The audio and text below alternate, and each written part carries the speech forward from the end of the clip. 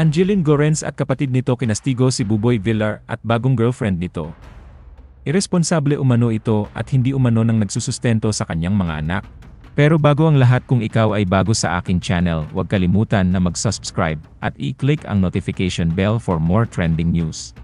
Kamakailan, ibinunyag ni Buboy na masaya siya sa relasyon nila ng kanyang non-showbiz girlfriend na si Isay Sampiano. At sila ay mga magulang na ng isang 3 buwang gulang na sanggol na nagngangalang Kyrie.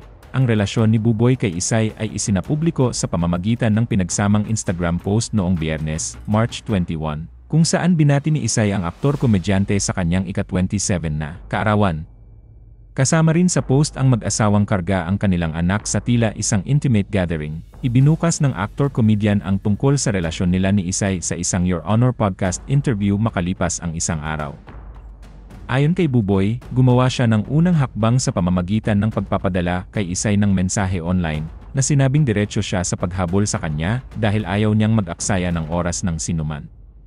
Nang tanungin kung bakit unang ginawang pribado ni Buboy ang kanilang relasyon, sinabi ng aktor-comedian na ayaw niyang bigyan ng pansin ng publiko si Isay sa isang bahagi ng programa. Napaluha si Isay nang ipagtapat nito ang diumano'y mga problemang pinagdaraanan nila ni Buboy. Nagpasalamat din si Isay dahil tinanggap daw siya ng mga anak ni Buboy kay Angeline. Pero tila hindi naging maganda ang resulta ng pagpapakilala ni Buboy Villar sa bagong partner nito at ang revelasyong mayroon na silang anak. Ito ay dahil sa pagsasalita ng ex-live-in partner ng aktor na si Angeline, kung saan mayroon siyang 2 anak na may edad na 7 at 5.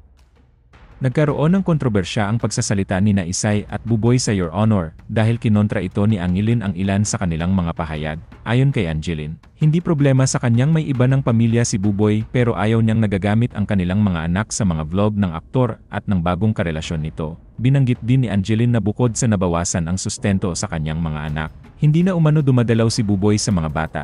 Kinontra rin ni Angeline ang pahayag ni Buboy na siya ang nag-aalaga sa mga anak nila.